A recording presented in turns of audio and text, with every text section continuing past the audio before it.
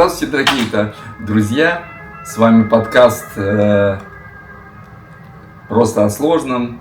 Приветствуем вас из солнечной Италии, из города Пизы. Вот по работе меня сюда занесло. Ко мне приехала моя любимая жена. И мы долго думали, как сделать так, чтобы наш подкаст или наш блог казался более интересным и более продуктивным и более качественным. А вы сами знаете, что для качественного блога и для того, чтобы он красиво смотрелся, это надо две вещи. Кроме того человека, который этот блог ведет, и того человека, который этот блог снимает, надо также иметь очень хорошую картинку. А второе, что очень необходимо, надо иметь очень хороший звук. И поэтому мы долго думали, каким же образом можно эту картинку сделать еще более сочнее, еще более интереснее. У нас и так хорошая камера, еще на нее мы обзор не сделали, это DJI Osmo 3-го поколения, но нам хотелось две камеры для того, чтобы снимать под разными углами или делать интересные кадры. Сначала мы думали, конечно, об той же самой DJI Action 5, но потом поняли, что эта камера как бы точно такая же, как DJI Osmo 3 и не внесет никаких интересных деталей. И были достаточно долгие такие размышления, что же взять. Может быть, снимать с дома, конечно, с Sony профессиональной моей камеры, но ее с собой не взять в рейс. А что же выбрать? И через какое-то время нам попалась под руки информация, или точнее я даже знал об этой камере, а потом стал это изучать. Это камера Insta360, уже 5-го поколения, X5. Мы долго-долго думали, совещались, у нас в семье только так, у нас в блоге только так, все на равных. Совещались и поняли, что эта чудесная и интересная камера сможет влить в наш подкаст какие-то новые интересные кадры. Мы сможем снимать еще более интересно, мы сможем показывать наши путешествия или работу, или гаджеты с разных углов. Поэтому этот подкаст будет, как вы поняли по названию, посвящен как раз той камере, с которой мы хотели купить, и которую, если честно, моя любимая супруга забукила в магазине Медиамаркет в Италии, в Пизе. И дождавшись меня, когда я к ней приеду, мы пошли в магазин и счастливые оба ее купили. Также мы купили, естественно, к этой камере Invisible Stick. Это такая, стик для съемки, который при съемке становится типа невидимым. Еще мы это видели только в обзорах, сами этого мы еще не испытывали. Теперь мы хотим просто показать небольшую распаковку этой камеры. Но скажу вам сразу же, придя с этой камерой в номер отеля, где мы сейчас находимся, в первую очередь, что мы сделали, это мы перед тем, как пройтись по городу, по некоторым делам, мы поставили камеру на зарядку. По этой самой причине пленки на коробочке нету. В остальном камера совершенно, мы ни разу ее не включали, мы не знаем. И это будем мы показывать потом. И как я вам сказал, что я никогда не рекомендую, не рассказываю о гаджетах, долго с ними не поработав. Мы только сможем сегодня, я надеюсь, снять на эту камеру наш поход на Пизанскую башню. И потом я смогу это отредактировать в специальном редакторе Insta360 Studio и сделать из этого подкаст. Надеюсь, это выйдет. То есть это будет не обзор даже камеры, а обзор некоторых возможностей и то, как мы на эту камеру в первый раз увидели. Во-первых, что я хочу сказать. Когда мы купили эту камеру, вот она у нас, эта камера, я когда смотрел другие обзоры, мне что-то показалось, что там вот такие вот громадные большие коробочки. Коробочка оказалась достаточно маленькой, очень из плотного картона, очень хорошая, с хорошими рекламными разными там картинками, естественно, и так далее. Показано, что она в движении, но мы будем и в движении, и в блоге ее применять, потому что у нее очень специфичное и интересное назначение этой камеры. Также купили вот этот вот Invisible Stick, тоже от компании Insta360, который мы сегодня будем, он так и называется, видите, Invisible Stick Insta360. Вот. И посмотрим, как это работает. И сама коробка. Коробку сначала, конечно, распаковали, если честно, пытались вот так вот выпихнуть. Не выпихивается. Рвать не хотелось. Коробка очень интересная и очень хорошая. Потом я вспомнил из одного обзора. Обзоры смотреть очень хорошо. А особенно если это обзоры от нас. И называются они просто от сложном. Поэтому, вспомнив другие обзоры, я вспомнил, что это очень просто. Она просто на магнитике вот так вот открывается. И вот она в середине, наша интересная камера. Первым делом, когда я эту камеру увидел в обзорах, мне казалось, что это какая-то огромная камера в руках у человека. Я скажу честно, мы сразу же ее сравним. Посмотрите мою ладошку не очень большую и каким образом она на ней расположена. То есть камера оказалась даже меньше, как, кстати, предполагала моя супруга, чем DJI Osmo Pocket 3 вместе с батареей. По весу она достаточно легкая. Ощущается в руке очень приятно, сразу же скажу. Сбоку такая шероховатость. Здесь вот это отсек для батареи. В середину мы уже засунули ультра быструю микросимку для того, чтобы начать съемки. Что мне еще обрадовало в этой камере, что у нее есть простая вот эта вот нарезка, с помощью которой крепится этот стик. Я почему-то вот этим магнитным креплением не очень доверяю. Ну, хотя можно будет, конечно, это попробовать. Давайте посмотрим, что еще они положили. Видите, все пленочки на месте, пока мы ее даже не распаковывали. И, в принципе, ее активизацию мы проведем. И через какое-то время потом все это я покажу и сниму дальше этот ролик. Теперь, что еще в коробочке лежит? Ну, интересно, я никогда не открывал. Вот это я точно не открывал. Что они мне еще там положили? Так. О, слушайте, приятно. Положили чехол. Сейчас я его открою. Варварски разорву. Вот. Чехол для камеры. А я вот сейчас, когда хотел своей супруге сказать, слушай, сейчас пойдем куда-то снимать, я буду идти и бояться, что я ее побью. О, даже тряпочку фирменную от Insta360 положили. Ну, естественно, кабель Type-C, как и положено. Куча макулатуры. Не знаю, полезно и бесполезно. Я уже столько пересмотрел про нее, что могу, наверное, сам рассказывать уже буду скоро. Тряпочку тоже положим на место. Упакуем эту камеру. Сейчас мы с моей супругой вдвоем. Сейчас посмотрю, как эта вот камера в середине располагается. Смотри-ка, Оксана, очень хорошая сумочка с кармашком в середине с таким. Саму камеру ложим. Смотри, какая малютка и как красиво все. Прекрасно. Также я вот смотрю, что можно сделать. Прицепляя ее, сразу же я вижу, к стику. Сейчас я их попробую и стик вам покажу. Можно эту камеру, когда несешь, в чехле защищать. И она, конечно, мы собираемся в нашем одном любимом магазине купить, наверное, недорогой твердые чехлы под эту камеру. А также в Америке я думаю приобрести для камеры, чем она отличается от всех остальных, что ее объективы можно менять без сервиса. Специальный кит продается. Я видел, что в Америке, наверное, вот такой кит можно купить. А камеру, почему мы купил ее здесь, я все же не дождался Америки. В каждом магазине Best Buy написано, да, она available, но только приходите через 1-2 дня.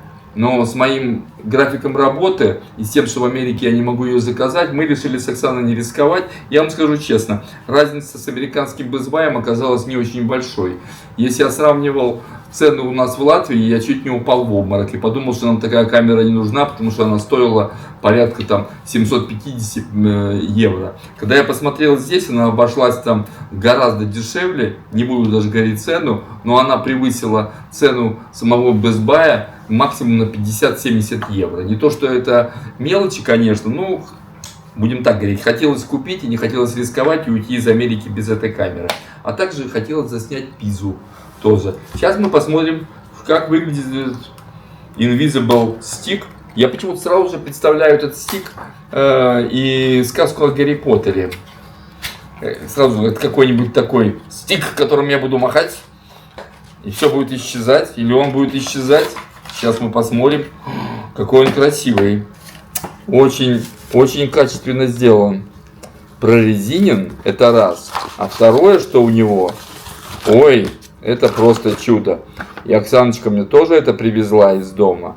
У него есть снова вот эта магическая крутилка, с помощью которой я смогу ставить этот стик. Сейчас посмотрим, насколько он выдвигается.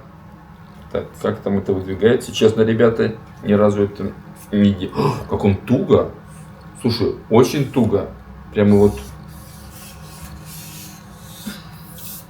Вот такая вот длинная штуковина. Слушайте. Magic Stick? Да, да. Сейчас мы посмотрим, как он. Он очень качественный. Слушайте, из-за стика такого он стоит, если не ошибаюсь, стоил менее 30 евро или 30 евро, ну около этого. Сейчас мы посмотрим мою вот эту придумку, как она сработает. Слушайте, вот умеют же делать. И вот. И все. И вот такая штука. Захотел снять, мы сейчас ее оптимизируем. Вот я одел. Самый кайф в этой камере, мы это обязательно испытаем, заключается в том, что не обязательно фокусироваться на каком-то объекте, не обязательно делать какой-то ракурс. Тут все дело в постобработке. Когда мы сняли кадр, мы загрузили это все в программу, и мы можем делать фантастическое видео, потому что мы можем крутить наш кадр и брать потихоньку или сразу, или постоянно какое-то одно направление. То есть нет такого же с этой камерой, что выбрал неправильную какую-то проекцию.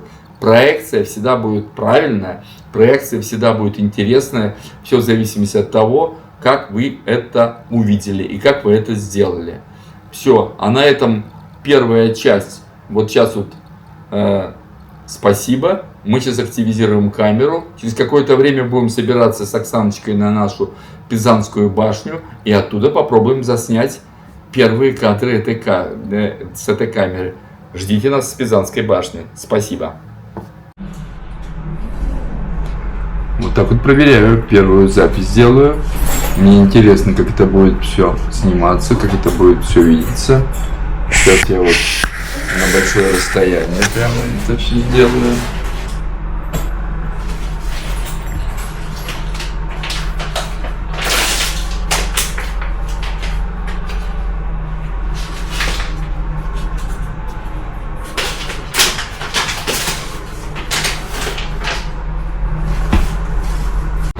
Вышли на первую прогулку с камерой.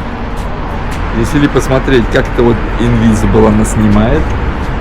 Пойдем сейчас на Пизанскую башню.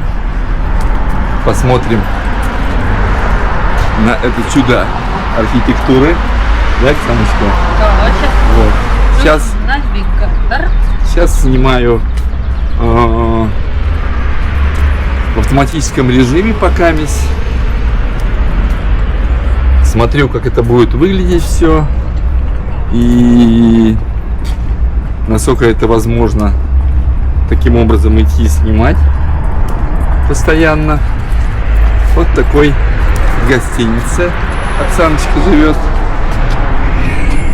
Есть такие вот виды можно делать. И вот в таком она месте живет. Очень хорошее место, всем рекомендую. Да. Место недалеко от центра. Да. Транспортное сообщение очень удобно. Вот буквально в той стороне шага от выхода гостиницы будет автобус, Да. который идет до центра, прямо до центральной площади вокзала. Просто выбирали, даже никто нам ее и не советовал, эту гостиницу. Получилось так, что она достаточно такая удобная.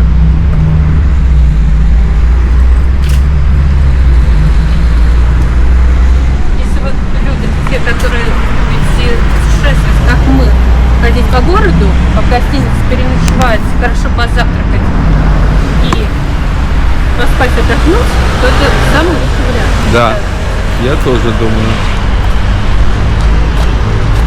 Идем вперед. Да. куча машин ходит, ездит. Город достаточно, пригород достаточно чистый. Сегодня были в очень таком нашем, как бы, латвийском Риме, как бы можно сказать, продуктовом магазине, где не только продукты, а всякие хозяйственные товары. Вышло так, что хотелось купить 2 подушки, чтобы спалось мне нормально во время рейса. Вот там вы можете видеть издалека магазин Media World. И эта камера прямо оттуда. Вот таким образом мы ей снимаем и потихонечку передвигаемся с помощью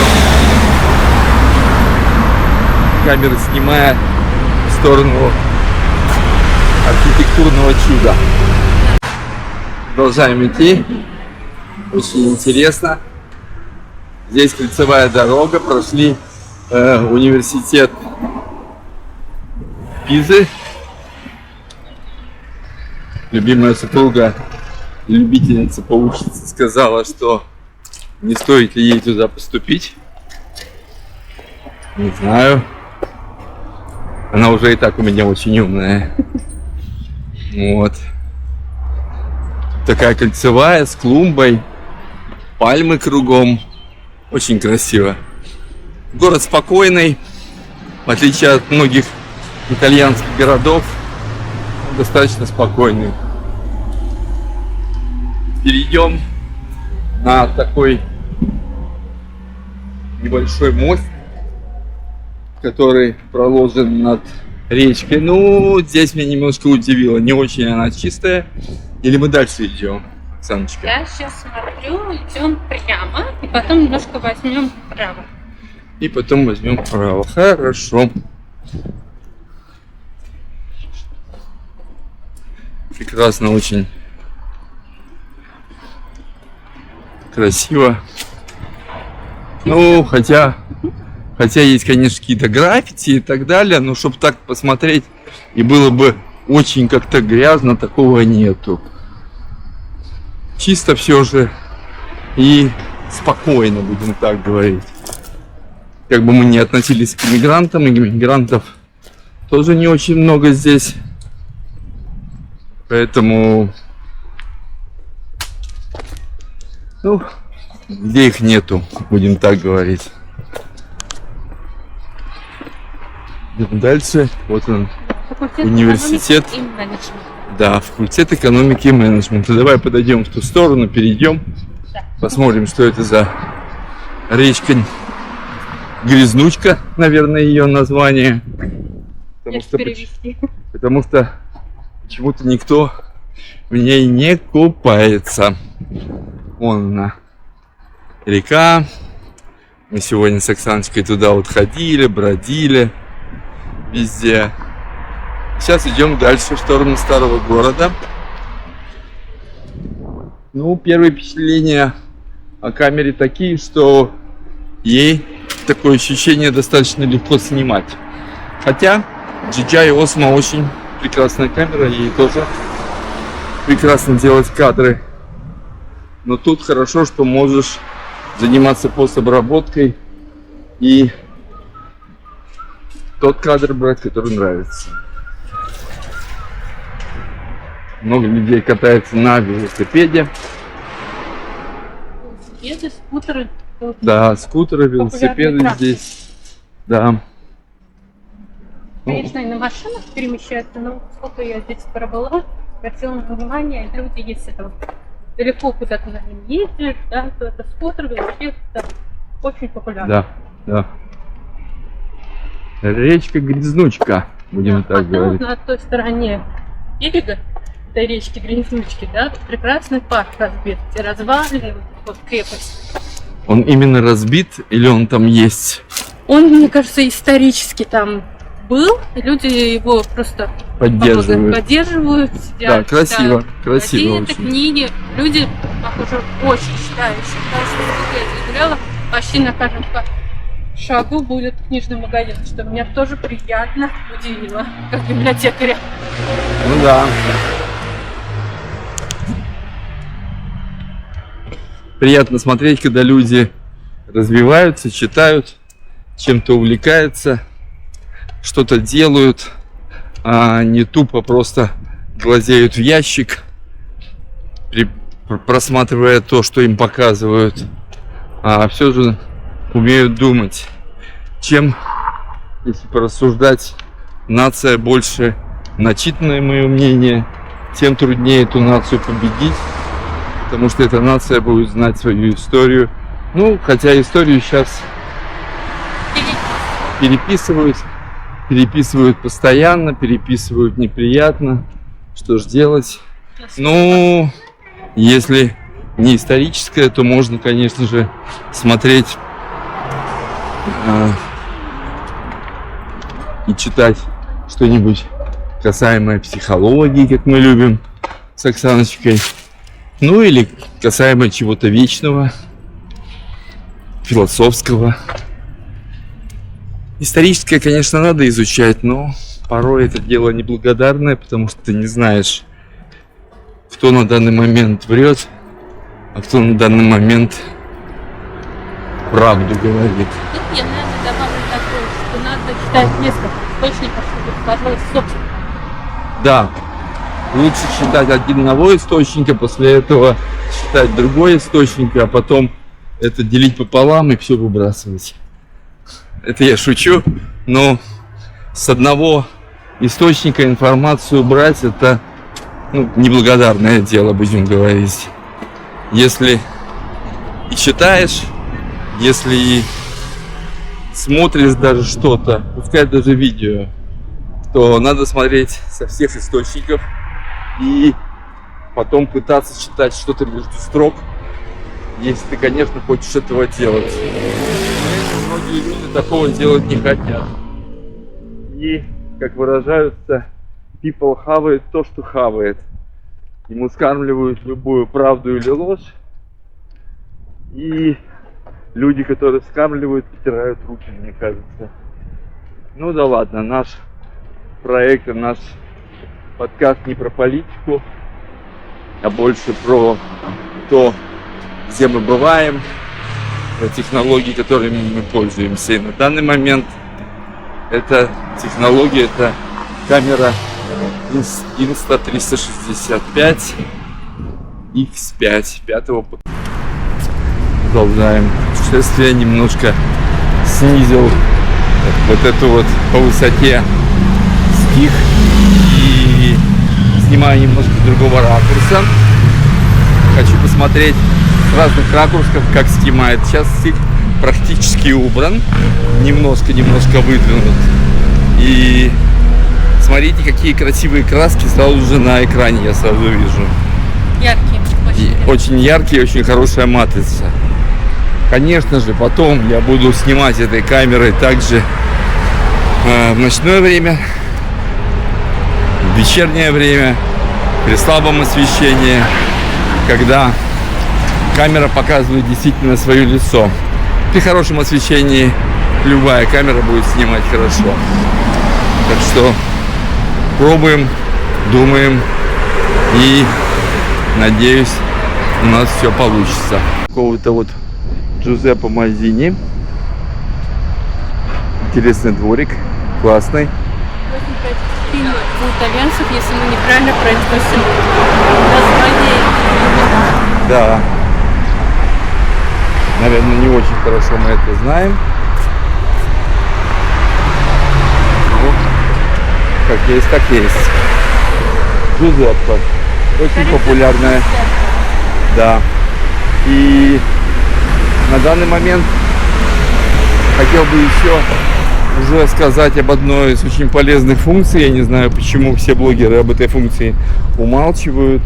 Я, например, когда смотрел многие эти видео, думал, как же люди тянутся к кнопке включения, чтобы начиналась запись или заканчивалась запись. Ну, потом мне почему-то казалось, что они просто обрезают это. Но оказывается, в камере есть интересная функция. Это когда ты делаешь твист, ротейшн рукой стика самого, по часовой стрелке 2 раза резких в сторону, не очень резких, нормальных. И камера включается. И самое классное, что это работает просто безошибочно, очень хорошо. И на данный момент я этой функцией пользуюсь очень активно, начал пользоваться. Единственное, что меня пока не смущает, это, конечно, когда гаснет экран. Я просто не привык, что я себя не вижу в камеру, в экранчик. Но это сделано специально, наверное, чтобы экономить энергию. И об этой функции еще хорошо то, что она и выключает тоже камеру. То есть камера и включается, выключается с помощью этой функции. Ну, достаточно удобно.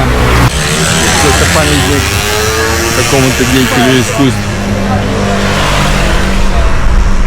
Да. Давай. Еще что хочется, конечно, посмотреть. Я же включил умного помощника в камере. В нем есть искусственный интеллект в этой камере. Да. И он типа там помогает что-то выбирать и сделать. Интересно мне, как он это делает. Ну, все будет видно после вот этой прогулки, когда я загружу всю программу. В море буду, повожусь, поснимаю. Вот. Такие вот автобусы здесь в Пизе. Да, это общественный транспорт. Очень удобно. Есть аппликация, через которую можно купить билет. У водителя, насколько я пробовала, купить невозможно. И не всегда эти автобусы вовремя подходят. Ну, тут я распалила. Меня, когда я пока ждала моего супруга, автобус все приходили вовремя. Как только молодой приехал, автобусы решили сыграть итальянскую шутку. Приходят, когда хотят. Это да. На Чили по своему расписанию. По своему итальянскому расписанию. Сейчас какой-то поворот. О, в конце какая церковь-то стоит. В готическом стиле. Да. Интересно. А направо посмотри, какой фасад здания. Интересно. Прекрасный. Чем-то опять же напоминает Венецию. Ну, Италия все же.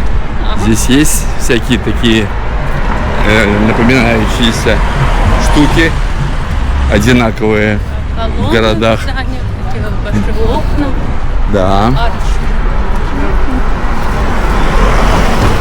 Сразу же почему-то мне напомнила фильм Джеймса Бонда «Казино Рояль».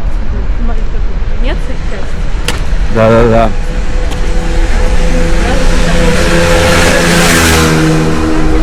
Так, сейчас на перекресток, но нам надо будет повернуть направо. Ну хорошо, что не налево. Слева тут А ты речка. вспомни, мой дорогой, как мы в Венеции, как нас навигатор водил. Ой. Идите налево, а ты впираешься в стену. Да. Ребят, поедете в Венецию, навигатор там ходит с ума, поэтому будьте аккуратны. Переходим дорогу. И, кстати, очень вежливые, Саночка, мой водитель, говорит, что очень вежливые водители, очень нормальные, стараются уступать места.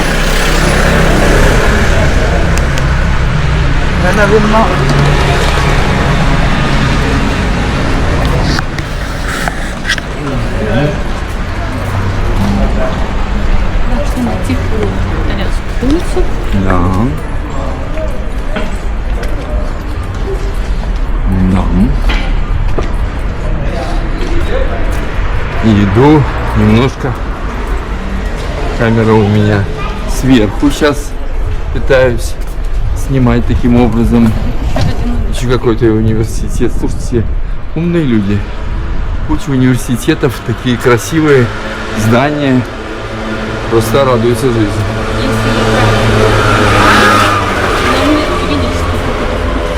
Да.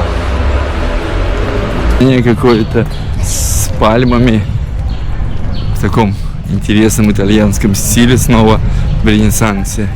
И проходим разные итальянские ресторанчики. Вероятно, надо будет нам какое-то кафе выбрать и покушать именно итальянской пищи, а не стейка. Как ты считаешь, супруга?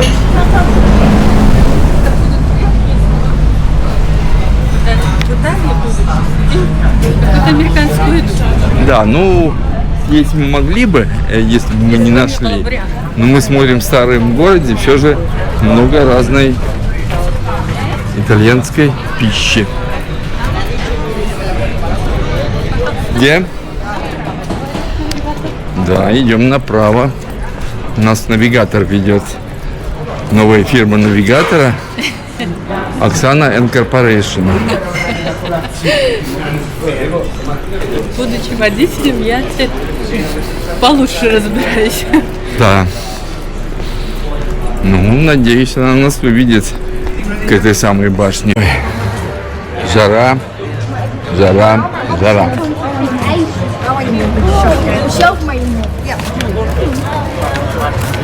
Ага. Там просто умный интеллект мне сказал, качество предосмотра значительно хуже оригинальной картинки. Не очень может быть хорошо, но вот Red Bull. О, тут какие хорошие итальянские рестораны. Мне как-то жена говорила, что здесь негде под пальмами. В таком интересном итальянском стиле снова в Ренессансе. И проходим разные итальянские ресторанчики. Вероятно, надо будет нам какое-то кафе выбрать и покушать именно итальянской пищи, а не стейка. Как ты считаешь, супруга?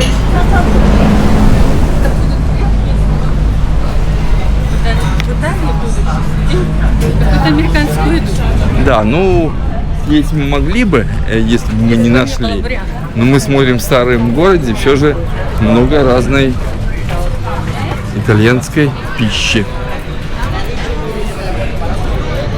Где? Да, идем направо. Нас навигатор ведет. Новая фирма навигатора. Оксана Corporation.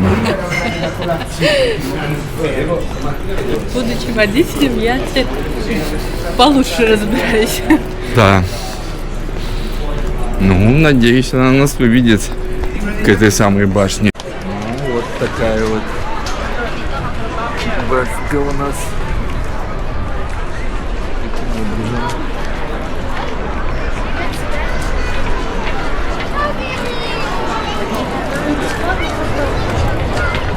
Что, с нее сверху? Ну вот, нам запретили с сумками или с чем-то вообще входить и приближаться к Пизанской. Даже маленькие сумочки дамские надо сдавать. Да, уже не говоря о больших сумках.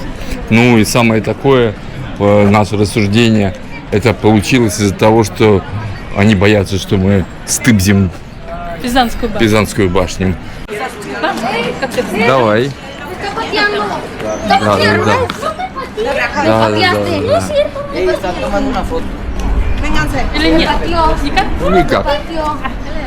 Сколько людей пытаются ее выровнять, и никак. И никак. Ну, я где-то прочитала, что она, вот как она падает, она больше не упадет. Да. Это ее максимальная падучесть. Максимальная падучесть, Да. Такая мера измерения есть. Dejen de molestarse. которая относится именно к ней. Pues yo no le estoy diciendo que dice patio.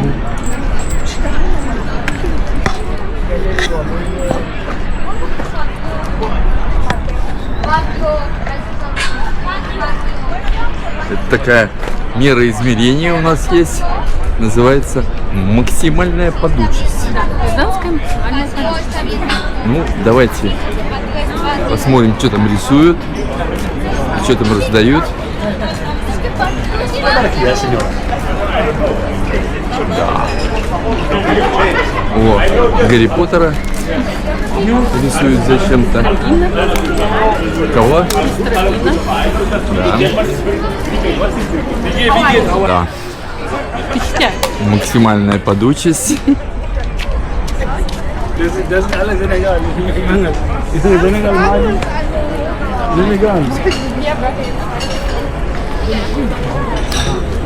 Идем дальше смотреть на эту максимальную подучесть, потом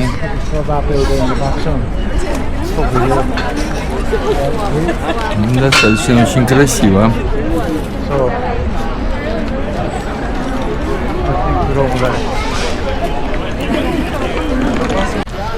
Максимальная подучесть Пизанской башни. Красота. Ты не обратил, мой дорогой, да, здесь дроном нельзя пользоваться, а камерой, да? Видишь, как? Хорошо. У нас универсальная камера. Которая может работать как дрон. Да. Это да.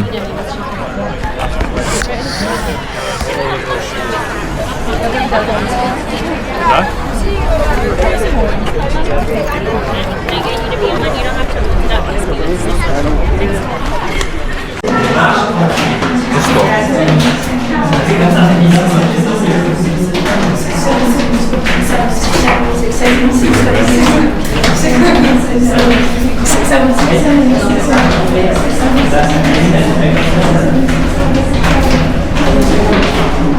Иду я за малышкой в переулок. Ты Пизанскую почти. Чтобы она только не завалилась.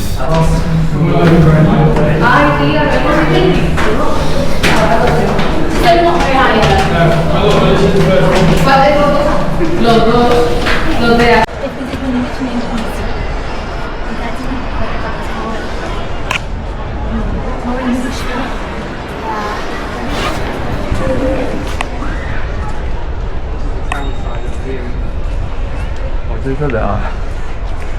Спортик не слабый. Ну, это стоит того. Красота. Виза на ладони. Идем дальше.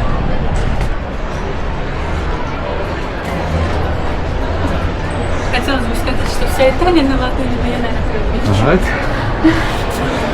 И вот колодец. Вид вниз. Оп.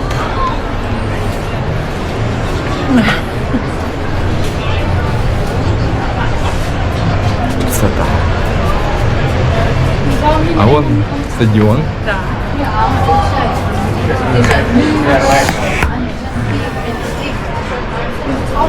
Кстати, знал, стену есть музей футбола. Не уверен.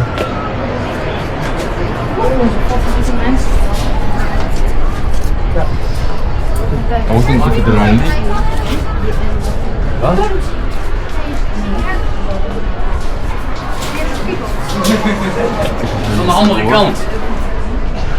Ну, прямо чувствуется. Сейчас так вот так вот.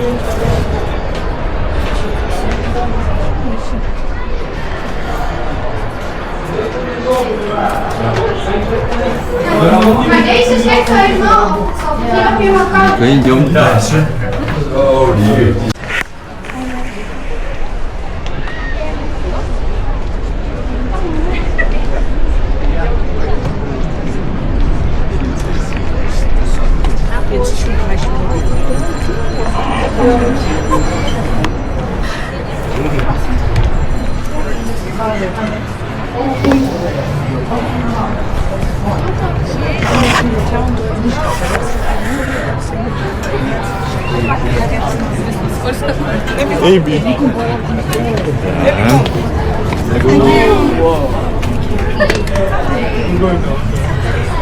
Интересно. Can you stand there and take me one so that this altar will show, please?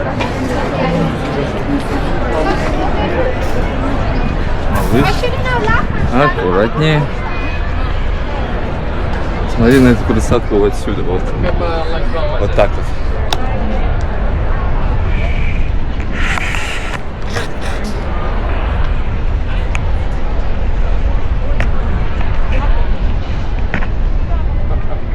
Санушка сидит. Красиво видно. Очень красиво.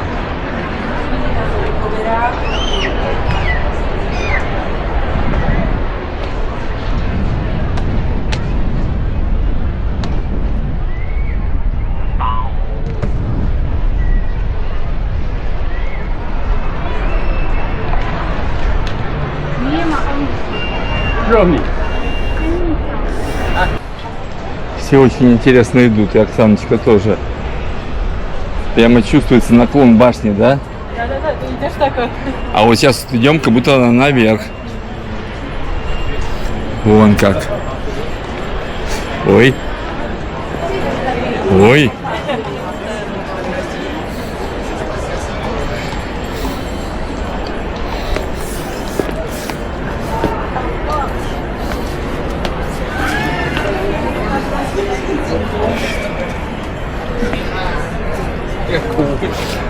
It looks like a wild fox. Yeah, it does. Будем спускаться? Да. Пойдем. Ну, еще хочешь посидеть? Не хочешь? Посидеть не хочешь? Я уже Хочешь? посидела. Хорошо. Пошли. Постараемся, да? Да.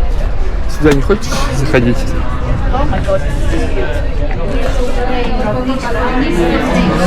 Самый верх.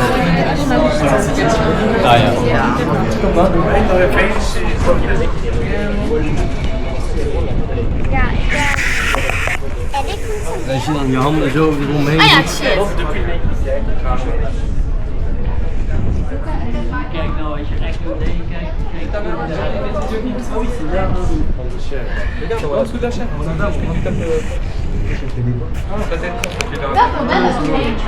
Oh là là. Ресторан. Муж угощает. Хочет возить жену настоящей итальянской пастой. Я считаю, надо брать с морепродуктами. Да. Я почему-то не знаю, стоит или понравится. Давайте.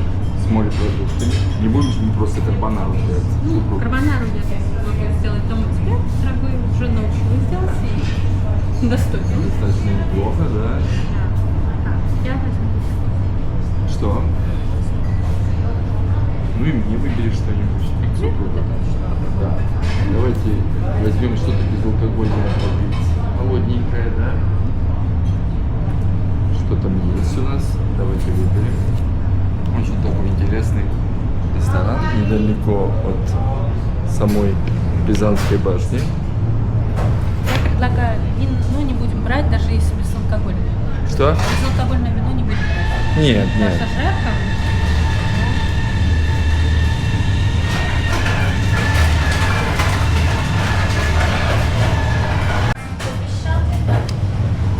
Суперска. Бон аппетито! We are not for people, so I will 10 minutes for the mojito. Okay. You want water sometimes, or you No, мохито. Мохито. your 10, okay? Я. Окей.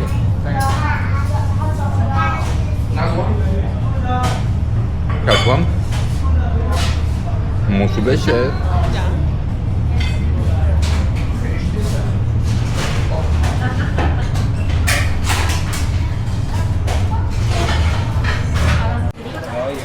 Идем покупать прекрасную интересную сумку для супруги.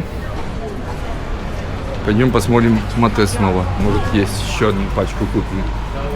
Ты еще одну хочешь купить? А, это те же магазины. Магазины интересные. Да. Почему бы нет? Почему бы не купить еще пачечку Мате, если она есть? Но я не вижу.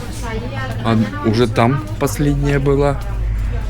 А здесь тем более нету, наверное. Уже выпили всю Матешу. Ну ладно, ничего, ничего. У нас есть Мате. У меня есть Мате. Ты еще потом привезешь. Да. Вот давай. Пошли.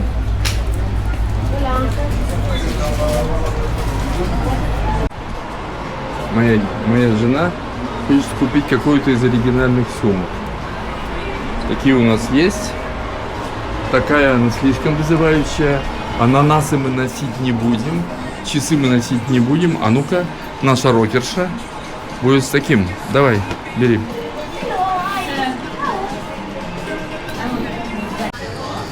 Ах, какое вкусное мороженое купили. Просто обалденное. Вкусненько? Итальянское мороженое всегда вкусненькое. Классно. Я Не тебя дам. подержать. Я подержать думала, ты хотел. Так держи. Ну, подержи. Я другую руку возьму. Да. Опасно. Итальянское мороженое жене оставлять. Можешь без мороженого остаться. М. Мы сейчас идем без навигатора. У меня, к сожалению, никак. Идем. Немножко ручка. Идем вперед, вперед. Нам идти вперед.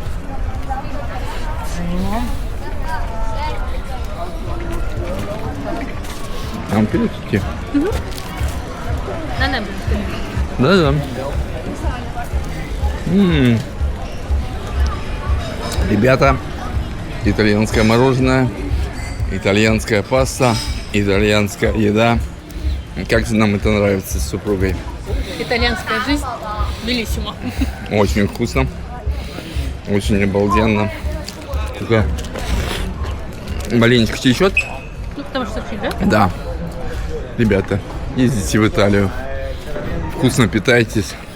Смотрите архитектуру и радуйтесь жизни. Ну вот.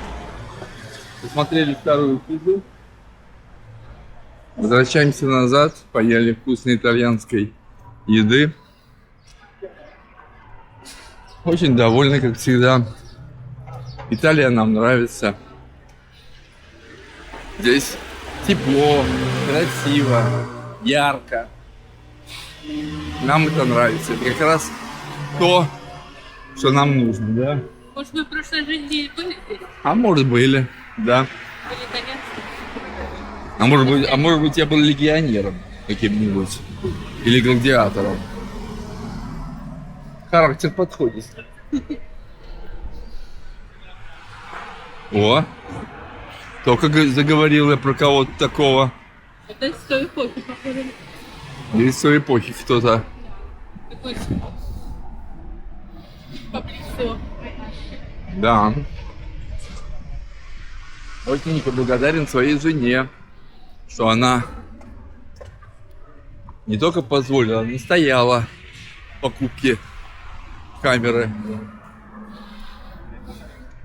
которая делает, мало сказать, что фантастичные, просто обалденные снимки. Снимки или еще Видео, лучше обзоры. видео, да.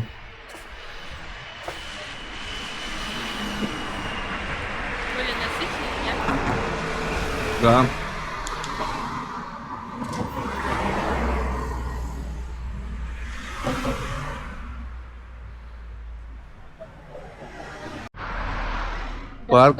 Парк городской.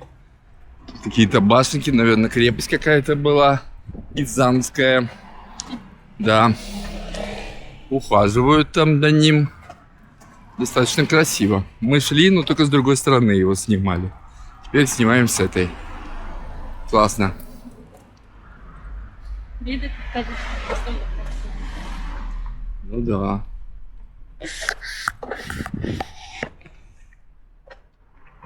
Тут.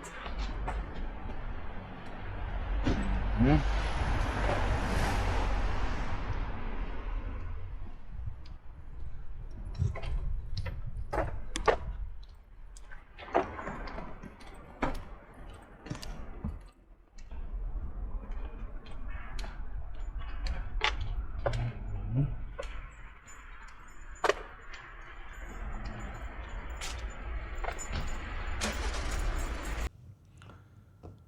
Вот, пришло время подвести итоги касаемо камеры Insta360 X5, но это итоги не окончательные, а это только первые мои ревью, то, как я ее почувствовал с самого начала и какие сразу же я хорошие вещи, а может некоторые плохие заметил в ней.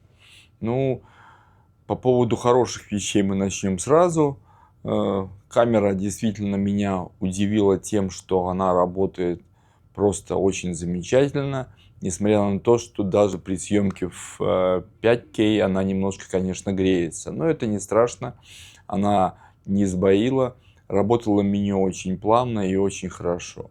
Конечно, надо с этим меню еще повозиться, но оно очень простое и достаточно интуитивно понятное. Это первое. Второе, многие функции в этой камере действительно интересные.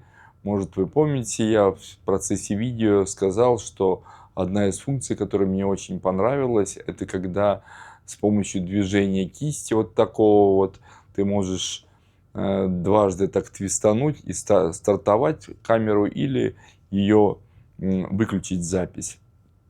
Что касаемо самой записи, то я не делал запись в 8К, сразу же скажу. Я делал запись в 5,5К или 5,7К там называется. Я делал запись в Pure Video, но и она поэтому давала мне возможность только снимать с битрейтом в 30 фреймов. А если переставить в нормальную съемку видео, то можешь догнать и до 60. HDR я автоматически включил, а также включал интерактивного помощника, будем так говорить, в самом начале. Потом я еще повозился с этими настройками и с меню, и в принципе понял, что меню достаточно простое, и постепенно можно эту камеру сделать под себя.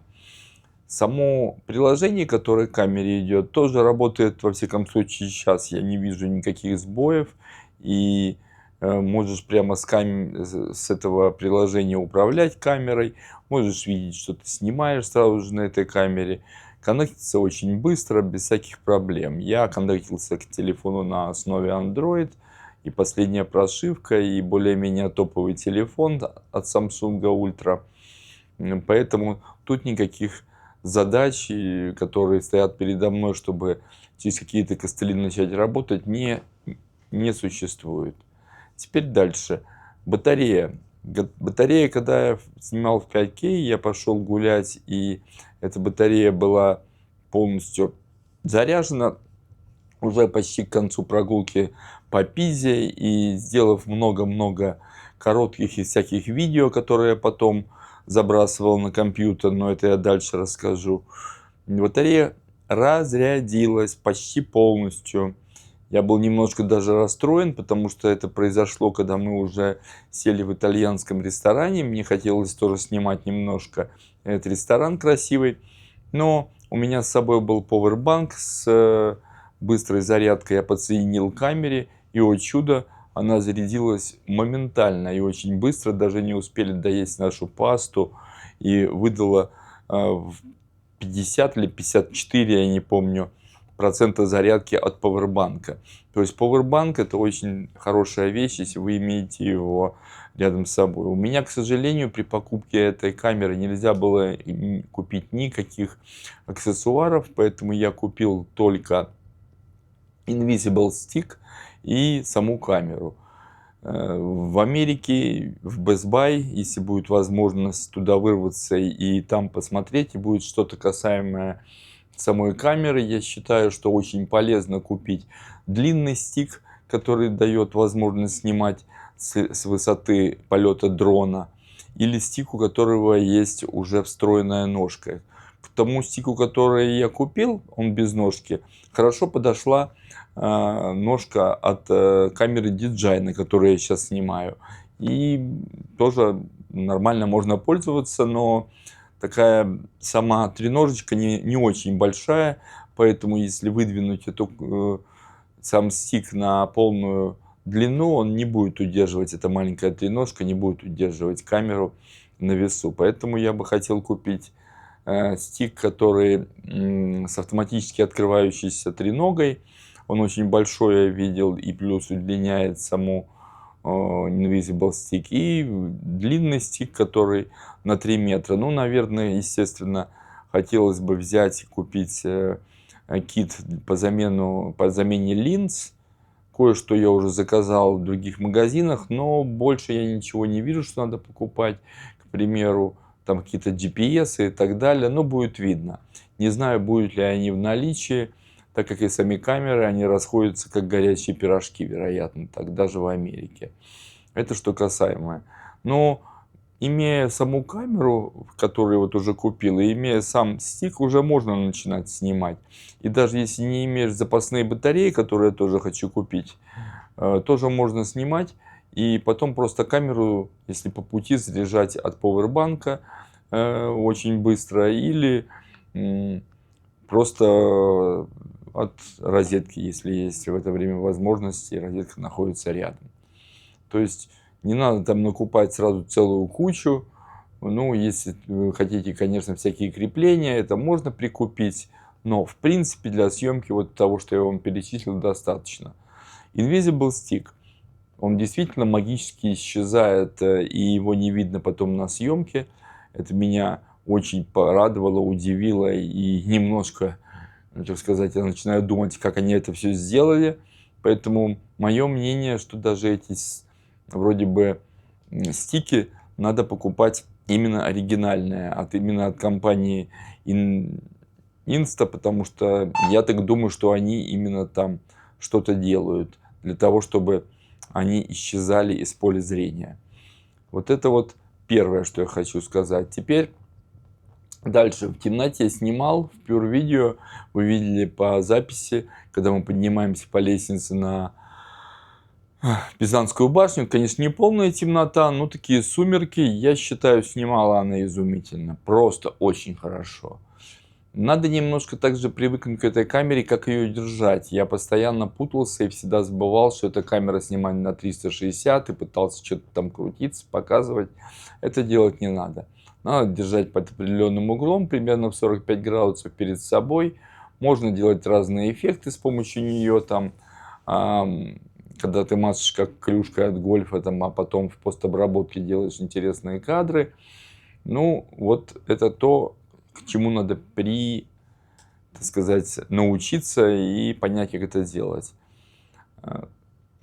По поводу съемки и то, как она делает, по поводу того, что видно на экране, это просто фантастика. Это очень яркие краски, это очень интересно и безумно качественно. Люди, когда видят это, или кому-то я показываю, даже не во время съемок, а просто во время предпросмотра, у всех одна такая реакция: вау, я тоже хочу такую, будем так говорить. Игрушка, конечно, или там камера, она не очень дешевая, и не все могут ее себе, конечно, позволить. Несмотря на это, камера во многих магазинах в очень ограниченном количестве. И несмотря на то, что уже прошел почти год после ее выпуска, если не ошибаюсь, ее до сих пор разбирают как горячие пирожки. Теперь по поводу негативного, что я ощутил в этой камере. Это только вот позитивное немножко, что есть, негативное. Может, дальше у меня что-то еще сложится негативное.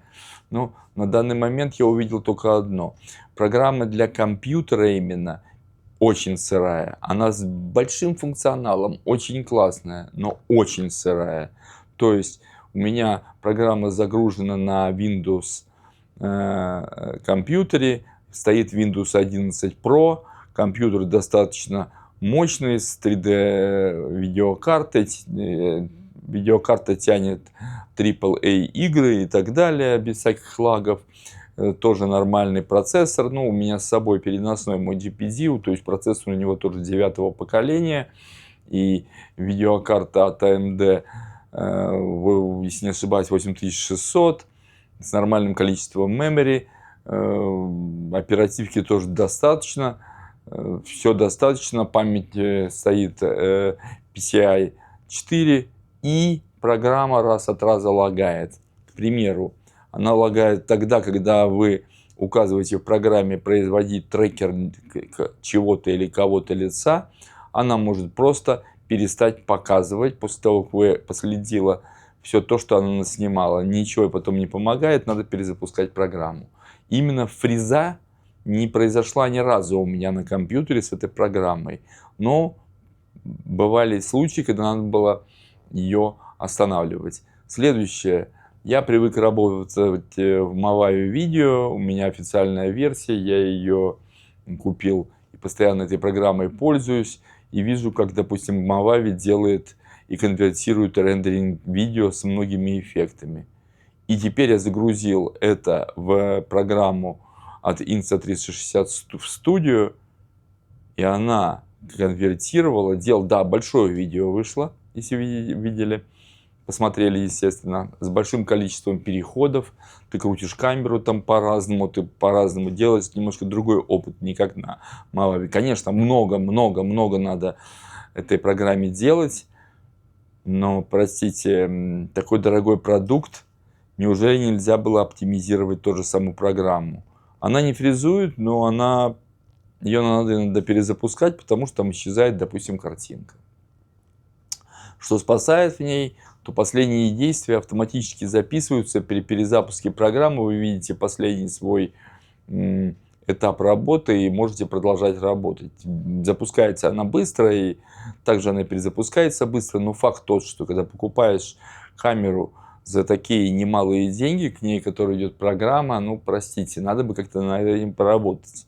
Я надеюсь, что разработчики будут выпускать постоянно патчи, и работа самой программы ускорится. Потому что вот это видео у меня в рендеринге, видео, которое заняло уже в результате потом менее 30 минут, готовы?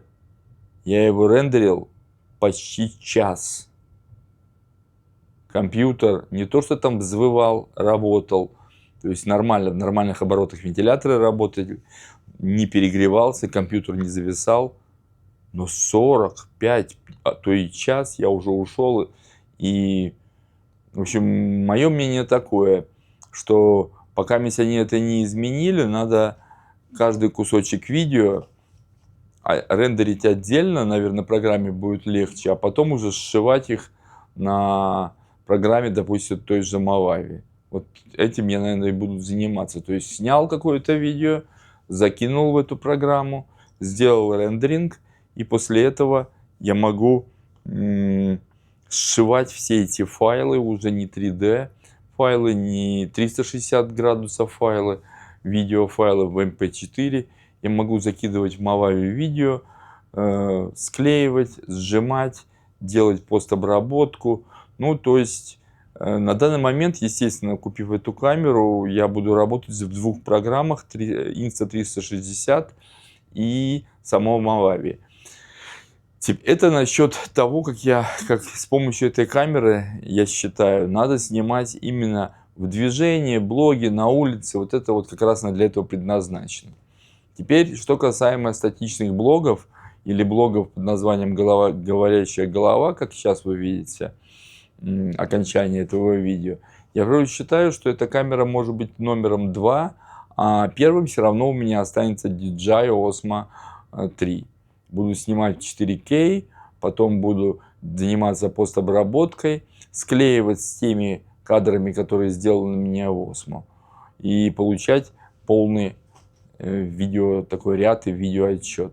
То есть две камеры очень хороши, я делаю вывод, и они ни в коем случае не дублируют друг друга, чего я боялся раньше. У каждой камеры есть своя изюминка, и поэтому обе эти камеры в блоге у меня будут дополнять меня.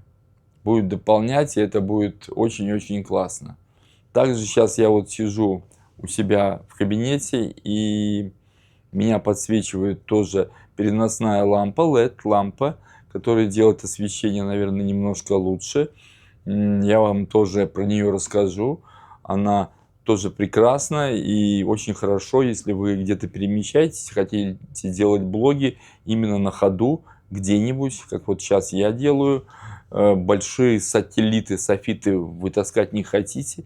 Хотите таскать такую аппаратуру достаточно легкую. Я думаю, что со временем я приду к тому, когда у меня полностью сложится полный сетап, и я его весь испытаю. Я сделаю обзор на то, с чем я езжу на свои командировки, в свои контракты, и с чем можно пользоваться для съемки того или иного видео, и неся все это оборудование с собой, а не перевозя гигантские камеры, перевозя большие сателлиты и так далее и тому подобное. Конечно, для людей, которые ездят специально, занимаются блогами, а не только как я работают, можно и перевозить там, весь груз будет заключаться в большой камере, отснимаешь что-нибудь, возвращайся назад и дома занимайся постобработкой.